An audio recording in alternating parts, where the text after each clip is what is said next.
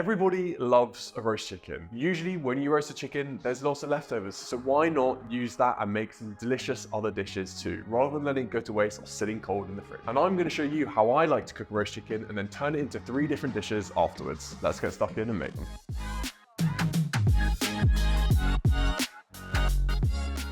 We want to get the roast chicken in to start. First off, I'm going to make a really nice rub. So we'll need to add in 1 large sprig of thyme, the zest of 1 whole lemon, some salt and pepper, 100 grams of unsalted butter, 2 cloves of grated garlic, 2 tablespoons of olive oil, and blitz that all together. Olive oil here is just to help soften it a little bit, otherwise the butter gets quite sticky.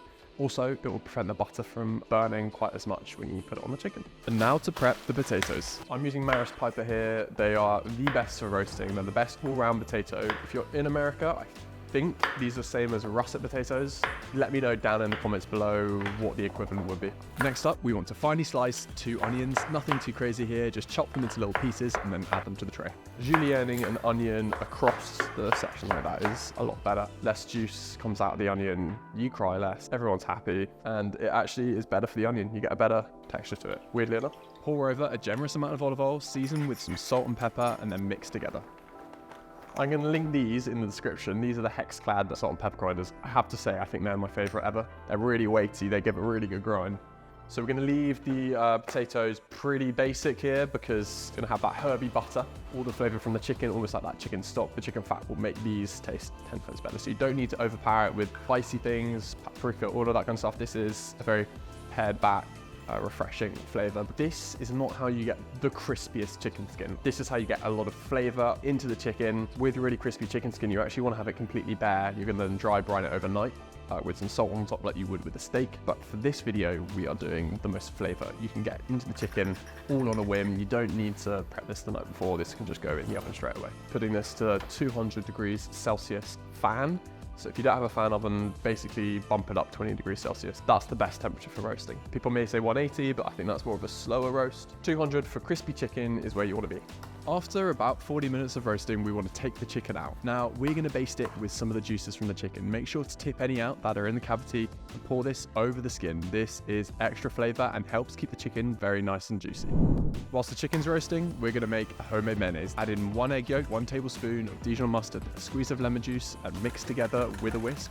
Then stream in some olive oil whilst continuing to whisk. So this is the base for my Caesar dressing. This is not authentic, but this is how I like to do it, and this is perfect for a dish where we're gonna have the potatoes, salad, and chicken shredded over the top. Homemade mayonnaise always tastes great. Now we have the base of the Caesar dressing, our homemade mayonnaise. We're gonna add in some anchovies. Make sure they're finely sliced so we don't get any chunks that are too big. So you're sort of making the anchovies into a paste, otherwise they get really chunky and you can taste it too much. The idea here is not to have any fishiness, it's to have a nice saltiness to the Caesar dressing. It's a traditional ingredient. If you don't like anchovies, I promise you, include them, don't skip it, trust me. Add in a splash of Worcester sauce. Grate in 1 clove of garlic, season with some salt and pepper, and then the most important part, Parmesan cheese. Add in some yogurt and finish with a squeeze of lemon juice and then mix together well until incorporated, and there you have a delicious homemade Caesar dressing. We've taken the chicken out, I'm gonna let it rest for a little bit, and whilst that's resting, I'm gonna whack the potatoes back in, get a little bit more caramelization, and then we'll take them out, plate it up, and enjoy. Now it's time to shred the chicken. Don't worry about leaving a little bit of meat on the chicken because we're going to use this for another recipe, our chicken noodle soup. Making sure your hands are clean, you can now pick off any leftover meat from the chicken. Put your leftover bones in a pot. We're going to save these chicken breasts for a different recipe, and then we're going to pick off all the meat from the legs. The main component of the salad is of course the lettuce. So here I've got an iceberg lettuce. We want to cut off the leaves, add this to a bowl with some watercress, some of the Caesar dressing, some olive oil, and then mix together and serve this on a plate. Top this with some of the potatoes from chicken, add the shredded chicken, and then a lot more of the Caesar dressing, grate over some Parmesan cheese, add some parsley on top, and there you have the delicious Caesar salad. My roast chicken Caesar salad, it's so refreshing but really comforting, and I think this is bang on and one that you should really consider making. Number 1 of how to roast chicken 3 ways. On to recipe 2, chicken noodle soup. With the leftover bones we had from the chicken, I'm gonna make a really tasty broth. You're just gonna add some water. We are going to add some aromatics such as spring onions, ginger. We're then going to be using some garlic cloves. You just need to bash these with the back of your knife and then chuck them in. And then we're gonna bring it to a gentle simmer over a medium-low heat. I've got a gentle bubble on the broth and the scum has started to build around the side, so we're gonna just take that out. Whilst the broth is simmering away in the background, I'm gonna prep the fresh toppings for the soup. So we're gonna begin by finely slicing some red chili. I'm gonna set that aside.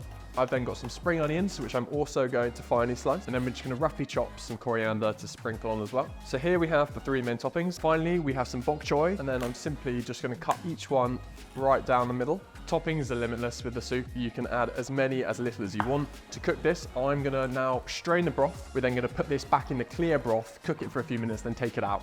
And whilst that's steeping, I'm gonna season it. The saltiness I'm gonna get through adding some soy sauce, and the slight sweetness I'm gonna get by adding a tiny bit of honey and a splash of mirin. So this still needs a little bit more salt. After a few minutes, you'll be able to see that this is completely softened up. So you can take this out. In the base of each bowl when you serve, add a splash of soy sauce. I've got some fresh egg noodles, a nice big serving of the chicken broth, some of the bok choy, handful of the coriander, sprinkling of chili, handful of spring onions, some of the sliced chicken, and last but not least, the crispy chili oil. I have to say, if there's one comfort dish I'd pick, chicken broth is definitely up there. And now for our third and final recipe, marry me chicken. First things first, let's make the paste. For the paste, we have 3 garlic cloves, 1 bunch of basil leaves, 1 red chili, 110 grams of sun-dried tomatoes, 1 tablespoon of tomato paste, a squeeze of lemon juice and the zest of 1 lemon, 2 tablespoons of sun-dried tomato oil, 1 tablespoon of water, 2 pinches of dried oregano, seasoned with salt and pepper, 1 teaspoon of smoked paprika, and blitz it until it's nice and smooth. I have to say this gadget here is a coffee spice grinder. I think it's perfect for when you're doing small blends of pastes and spices. So I'm going to link this in the description. So this is what the base of the paste should look like once you've blended it. And that is going to be packed full of so much flavor. We've got the key component ready for the sauce. I'm now going to build it and put it together. We're going to add some olive oil into the saucepan and get that up to a nice medium heat. We're then going to add the paste in on top of the oil and fry this for about 3 to 5 minutes until it is nice and fragrant and starting to cook through. As soon as the sauce hits the pan, you can instantly smell all of those amazing flavors. Now we are at that point, I'm going to add in the cream, stir this around, bring it all together, and then we're going to cook it for about 10 minutes and let this simmer away until it is a nice thick consistency. After about 15 to 20 minutes, the sauce has thickened up and is now perfect to add to our pasta once it's cooked. For the choice of pasta, I'm using mezzi rigatoni. This is just shorter rigatoni pasta. So we're going to bring this to boil, then cook it for 10 to 15 minutes. Take off 1 or 2 minutes for that, so you're cooking it just al dente, because then we'll finish cooking when you add in the sauce in a second. Whilst the pasta's cooking, the sauce is sitting aside ready. I'm going to carve my chicken breast that I cooked earlier on the roast chicken into nice slices. And as an extra garnish, I'm going to chop some more fresh basil. Now the pasta's cooked, I'm going to scoop the pasta back into the pan of the sauce. We're then going to mix it around like this until it has emulsified with the sauce, created a really nice thick and glossy coating to the pasta. And here we have it, the marry me chicken pasta. We've got the roasted chicken breast with all the beautiful flavors from that butter on top of the creamy, spiced pasta sauce. This is a winner. That is so good. And that is how I've turned a roast chicken into 3 delicious dishes. We've had our chicken noodle soup, our marry me chicken, and our roast chicken Caesar salad. I think the amazing thing about this selection is they can be used for 3 completely different meals. Roasted chicken on a Sunday, you guys can have this throughout the week. You're using up all your leftovers. It's a really good way of utilizing it and not wasting any food. If you guys enjoyed the video, please remember to like, comment, and subscribe. And until next time, let's do some cooking.